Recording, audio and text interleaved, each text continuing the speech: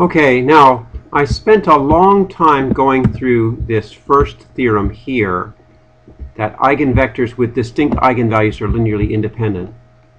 But I'll be able to go through the other properties much more quickly. Second theorem here says that singular matrices have zero eigenvalues. The statement says, suppose A is a square matrix, then A is singular if and only if lambda equals 0 is an eigenvalue of A. Now if you think about this, this makes sense. If A is singular, then there's a solution to the homogeneous equation. Now any solution to the homogeneous equation is essentially an eigenvector with eigenvalue 0, because you're getting a solution to AX equals 0x. Okay, so if you have a solution to the homogeneous equation, that solution is effectively an eigenvector with 0 eigenvalue. Right? If you follow the proof, that's exactly what he says. If A is singular, there exists a solution to the homogeneous equation. Now, this solution to the homogeneous equation, I can write this vector 0 as 0 times x. So essentially, this x solution is an eigenvector with eigenvalue 0. Okay, so that's a good thing to remember. Singular matrices have 0 eigenvalues, 0 eigenvalues. Has non-trivial vector that is a 0 eigenvalue, that has a 0 eigenvalue. All right, let's move down and go to the next one.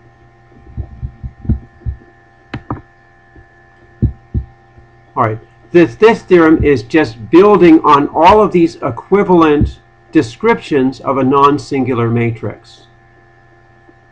These descriptions up here are all descriptions that we've seen before, so I'm not going to go over those. We simply added a last condition that's equivalent to the other conditions. Okay, so in other words, if A has no 0 eigenvalues, then the determinant of A is non-zero. Conversely, if A has a 0 eigenvalue, then the determinant of A is 0. Okay? Because this is an if and only if. So that's all the proof says here. It just says that we've added one more condition to this list of equivalent conditions.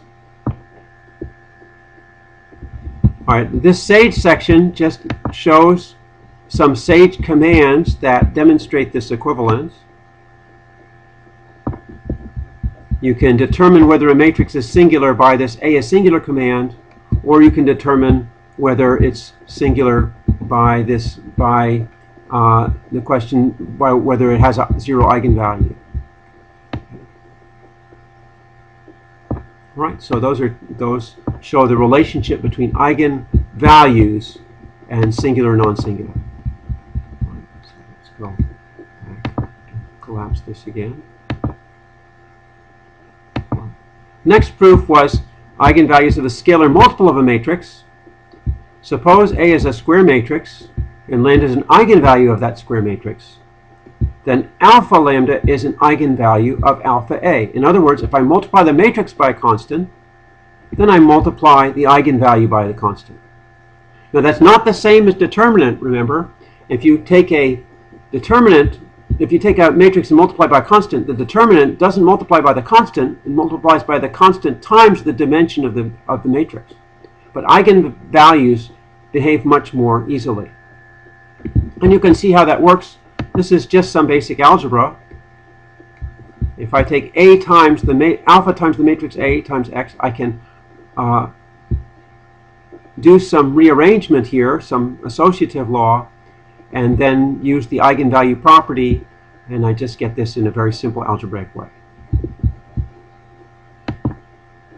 Similarly, we have this eigenvalues of matrix powers property. Suppose A is a square matrix, lambda is an eigenvalue of A, S is a non-negative integer, then lambda to the S is an eigenvalue of A to the S.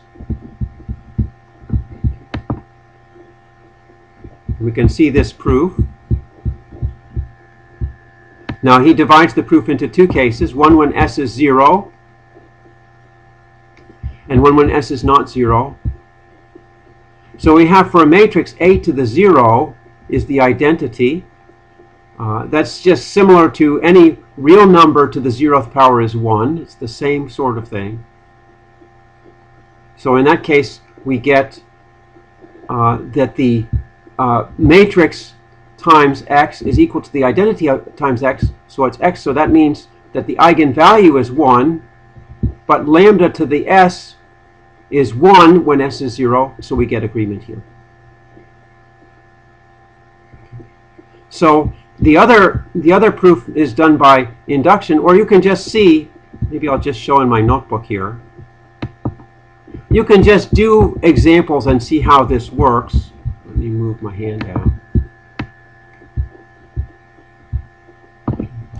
So I'll say suppose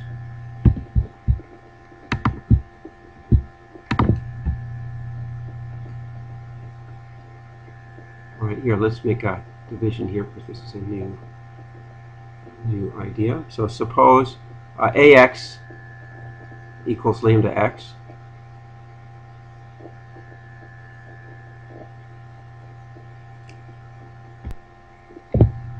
So where can we go from here?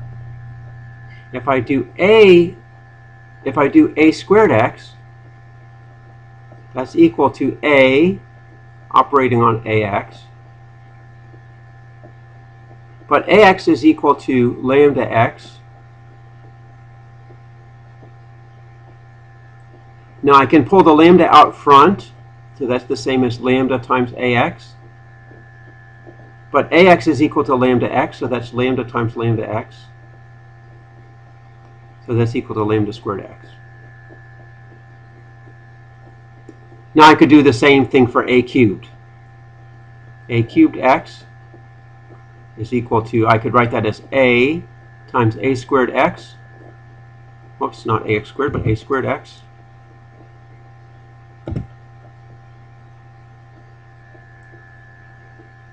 So that's equal to a. Now what I got up here was that a squared x was lambda squared x.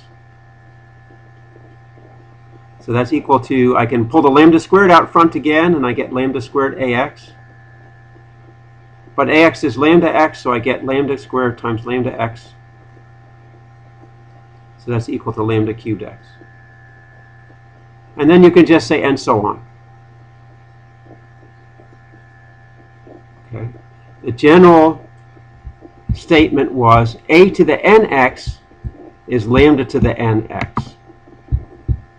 Right, so that was the general statement up here, where he said lambda to the s is an eigenvalue of a to the s. He used s instead of n, but the idea is the same. Okay, so one further step in doing algebra with matrices is the following. If I take a polynomial of a matrix, which we've seen in previous sections, then the eigenvalues of the polynomial of the matrix are the same polynomial applied to the eigenvalue. And the proof here is just to take off on the previous proof. You just do the algebra, and you do this whole business with exchanging the eigenvectors with the constants and so on. You just use associative law and eigenvalue property, and that's what you get. So look at what this is implying. It says if I take some polynomial q, which I can think of as a function of a, and I apply that polynomial of a to the vector x, if x is an eigenvector with eigenvalue lambda, that's the same thing as applying the polynomial to the eigenvalue and multiplying it by the vector x.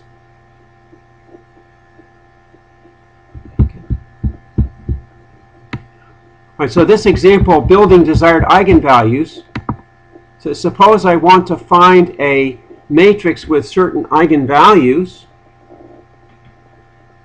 using a matrix that I know already. So all you need to do is find some polynomial that converts the eigenvalues of the matrix you have to the eigenvalues that you want. And here he just demonstrates some polynomial that works. I'm not going to spend a lot of time on this example. You can read it, but the point is, if I know what eigenvalues I want, and I know how to get those using a polynomial from the eigenvalues I have, then I can get a matrix with those eigenvalues by applying that same polynomial to my original matrix. So again, you can read that example yourself. But the idea is similar to the idea of the theorem that we proved up here. Only instead of just taking powers of a matrix, you're taking a polynomial of a matrix, which is just a sum of constants times powers.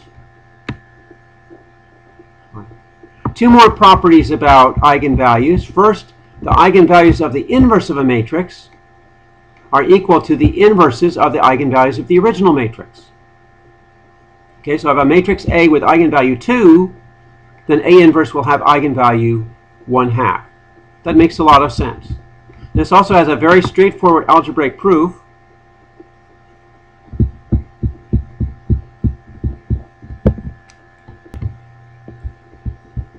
We start out with the matrix A and one of its eigenvectors, and we suppose that eigenvector has eigenvalue lambda.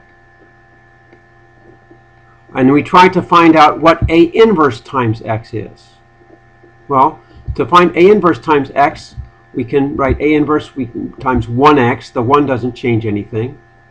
So here we write 1 as lambda over lambda, but lambda x is the same as AX. Then we do some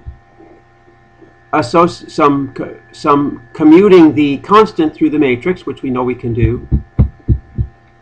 And we end up with this result that A inverse x equals 1 over lambda times x. So this is a straightforward algebraic proof. You can go step by step. The basic trick was that you replaced 1 by lambda over lambda, and then notice that lambda x is the same as AX. So that's the basic trick that runs this proof.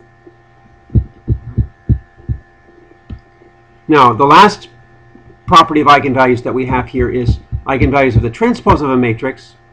It turns out that taking the transpose of a matrix does not change its eigenvalues.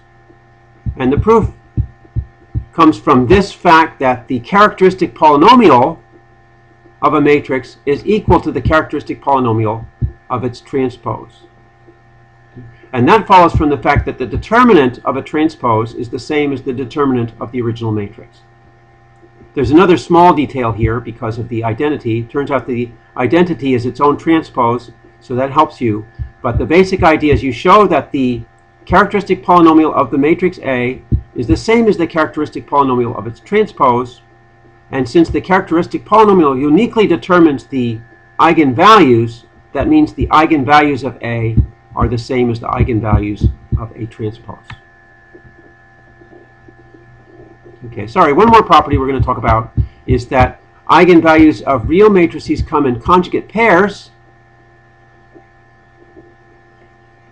So if you have an eigenvalue of 1 plus I, and that's an eigenvalue of a real matrix, you know immediately that 1 minus I is also an eigenvalue. Or if I have an eigenvalue of 3 plus square root of 2i, and that's a real matrix, then it also has an eigenvalue of 3 minus square root of 2i.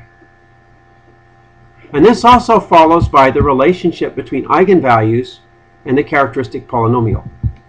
Every eigenvalue is a root of the characteristic polynomial. And if you know that if a complex number is a root of a real polynomial, then the complex conjugate of that complex number is also a root. Okay. So that's one way to show it. Here he shows it a different way by taking the complex conjugate of the matrix equation. So you can think about it both ways. But I do think it's useful to think about the fact that eigenvalues are roots of the characteristic polynomial, and any root of a real polynomial also has its complex conjugate as a root. Okay, so I think that we finished this section, and we'll stop here.